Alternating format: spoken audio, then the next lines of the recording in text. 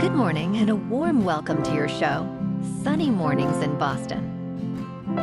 I'm your host, Melissa, and it's Wednesday, September 25th. You'll be interested to know. 247 years ago, today in 1777, Philadelphia, then the American capital, was occupied by British forces during the American Revolution. This strategic occupation, which lasted nearly 9 months, aimed to disrupt the Continental Congress and weaken the American fight for independence. No such luck, Sir William. Have yourself another crumpet and bugger off. So now you know. And now, it's time for the weather report. It looks like we're in for some mostly cloudy weather today, with a high near 63 and a light east wind. Tonight, there's a chance of rain showers after 11, with cloudy skies and a low of 58. For all you beach runners out there, the first high tide Wednesday will be at 6, with a low tide at 11:30.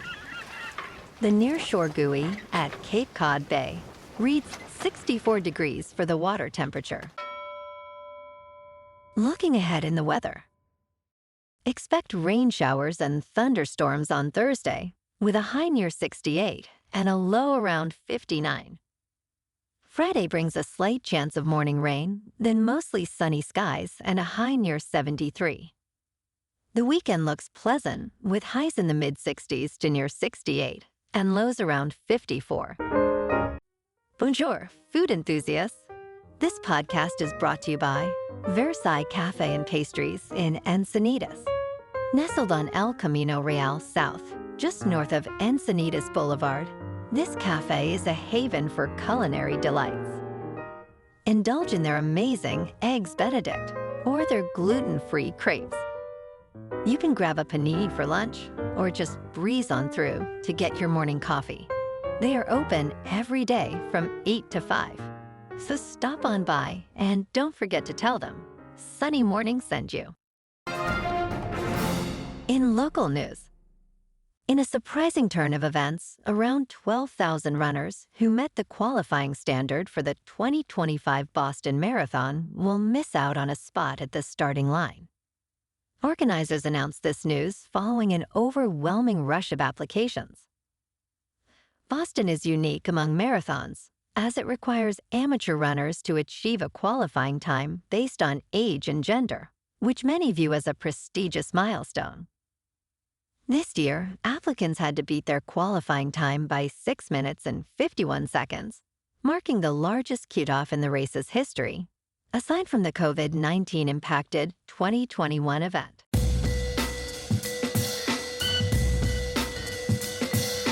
Now on to sports. Hall of Fame quarterback Brett Favre has revealed that he has been diagnosed with Parkinson's disease. This places him among the 1 million people living with the condition in the United States. According to John Lair, the chief executive officer of the Parkinson's Foundation, an estimated 90,000 people will receive this diagnosis this year alone. Parkinson's is a progressive nervous system disorder affecting movement.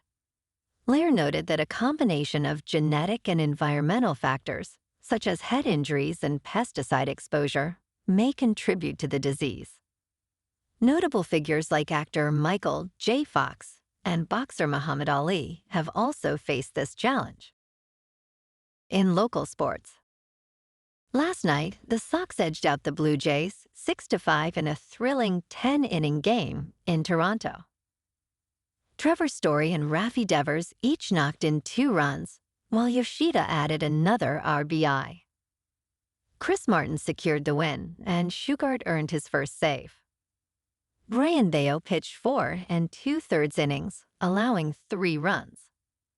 The Sox clutch hitting in the 10th inning, including Grissom's RBI single, sealed the victory. This win brings the Sox season record to 80-78.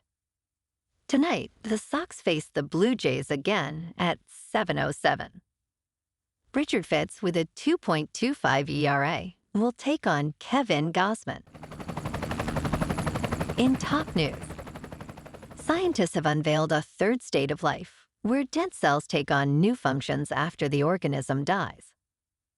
This phenomenon, explored in a recent research review by biologists, highlights ongoing studies into xenobots and anthrobots.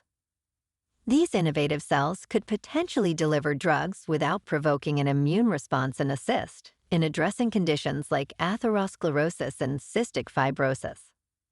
The concept of the third state reveals a fascinating and somewhat eerie aspect of biology, as it shows that even in death, cells can adopt new roles, opening doors to exciting possibilities in medical science.